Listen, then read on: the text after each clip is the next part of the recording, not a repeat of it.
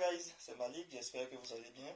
Alors, on se retrouve aujourd'hui pour la suite de notre série sur comment commencer à investir son argent. Dans la précédente vidéo, on voyait ensemble ce qui arrive à votre argent au fil du temps et on a découvert ensemble qu'au fil du temps, votre argent perdait de sa valeur du fait de l'inflation. Alors, un petit rappel en passant, l'inflation, c'est le fait pour les biens de consommation, pour les biens qui nous entourent, pour les choses que l'on peut acheter, à prendre de la valeur avec le temps. Alors, l'un des moyens les plus simples pour justement arriver à battre l'inflation, c'est d'investir votre argent. Alors, vous pouvez l'investir via l'immobilier, mais encore une fois, l'immobilier présente un assez gros inconvénient. Le gros problème avec l'immobilier, c'est que si vous voulez investir dans l'immobilier, vous avez besoin d'avoir un capital de départ. Alors, si vous ne disposez pas de ce capital-là pour acheter votre maison, pour construire une maison que vous mettrez en location ou que vous allez revendre, alors vous êtes obligé de passer par une banque afin d'obtenir un prêt pour pouvoir justement concrétiser ce projet immobilier que vous avez. C'est donc la raison pour laquelle, comme je le disais, on va plutôt se diriger vers l'investissement sur un marché boursier. Alors, qui dit investir sur un marché boursier dit action. Mais c'est quoi une action en fait? Alors, pour faire simple, une action, ce n'est rien d'autre qu'une part d'une entreprise. Pour faire simple, disons que vous voulez investir votre argent dans Apple par exemple. Vous allez donc acheter des actions d'Apple. Ce faisant, vous devenez ce qu'on appelle un actionnaire. Donc, vu que vous achetez des actions d'Apple, vous devenez un actionnaire d'Apple. Lorsque vous devenez actionnaire d'une entreprise, cela vous donne droit aux bénéfices de cette entreprise. Donc, lorsqu'une entreprise réalise des profits, ces profits vont être redistribués aux différents actionnaires sous forme de dividendes proportionnellement au nombre d'actions que ces actionnaires auront achetées. Donc ça peut sembler compliqué comme ça, mais on va rapidement essayer de démystifier tout ça. Donc disons que vous avez acheté deux actions Apple. L'action Apple coûte en ce moment 142 $, alors acheter deux actions reviendrait à investir 284 $ dans Apple. Donc disons qu'Apple réalise 1 million de dollars de profit à la fin de l'année et que ces 1 million de dollars doivent être répartis entre les différents actionnaires à raison de 10 $ par action. Donc, vu que vous avez acheté deux actions d'Apple, vous allez donc recevoir 20 $ de dividendes qui vont être versés par Apple. C'est votre part des bénéfices qui ont été réalisés par l'entreprise à la fin de l'année.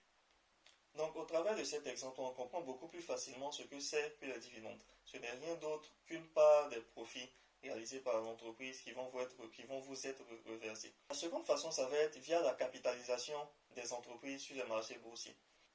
Alors, pour vous expliquer ce phénomène de capitalisation, il faut déjà savoir qu'historiquement, les marchés boursiers sont haussiers. Ce qui va se passer, c'est en fait qu'avec le temps, les entreprises auront tendance à prendre de la valeur. Donc, lorsqu'une entreprise prend de la valeur, le cours de son action sur les marchés boursiers va aussi prendre de la valeur. Donc, le prix de l'action va augmenter. Pour vous donner un exemple un peu plus précis, on va prendre le cas de l'action Facebook. En fait, j'aime bien prendre le cas de l'action Facebook parce que c'est l'un des cas les plus parlants qui existent. Facebook est entré en bourse à 38 $ l'action. C'était en mai 2012. L'action Facebook vaut aujourd'hui, au moment où j'enregistre cette vidéo, 282 $. Ce qui veut dire que si vous avez acheté 10 actions Facebook au moment où Facebook est entré en bourse à 380 $, vous seriez retrouvé aujourd'hui avec un montant de 2820 $. Du fait que Facebook a pris de la valeur avec le temps. Et c'est ce qui va se passer sur un marché boursier. Les entreprises auront tendance à prendre de la valeur avec le temps. Donc, vu qu'une entreprise va prendre de la valeur avec le temps, le cours de son action va aussi prendre de la valeur. Donc, vous allez acheter une action à peut-être 10 $ aujourd'hui. Cette même action pourrait valoir 100 voire peut-être 200 $ dans quelques années. Donc, lorsqu'on sait tout ça, la prochaine question qu'on est en droit de se poser, c'est comment faire pour acheter des actions. Alors, si vous voulez acheter des actions Apple, vous n'allez juste pas entrer dans votre navigateur une adresse utile apple.com/buy pour pouvoir acheter des actions. Non, ça ne marche pas comme ça. Ce que vous allez faire, c'est que vous allez devoir contacter ce qu'on appelle un broker, ou en français un courtier. C'est en fait auprès de ce courtier que vous allez ouvrir un compte et procéder à l'achat de vos différentes actions. Alors, si vous voulez investir sur le marché sous-régional, vous allez devoir approcher ce qu'on appelle une SGI. Alors, vous avez plusieurs SGI et si ça se trouve, votre banque dispose aussi d'une SGI en son sein, vous permettant d'acheter des actions. Si vous voulez par contre investir votre argent sur des marchés hors de la sous-région, donc sur les marchés français, américains, japonais et j'en passe, vous allez en fait devoir trouver d'autres brokers. Par chance, il en existe aujourd'hui une pléthore en ligne. Donc le broker que moi je vous recommande, c'est Interactive Broker. Alors, il fut un temps où, pour pouvoir passer vos différents ordres d'achat, vous deviez prendre votre téléphone et appeler votre gestionnaire, lui communiquer vos différents ordres d'achat ou de vente, afin que ce dernier puisse passer les ordres pour vous sur les marchés. Par chance, aujourd'hui, il existe des plateformes en ligne qui vous permettent d'effectuer toutes ces actions depuis votre ordinateur sans vous déplacer. Donc, si vous ouvrez un compte sur Interactive Broker ou auprès de certaines SGI, vous allez pouvoir passer ces différents ordres directement sur votre ordinateur.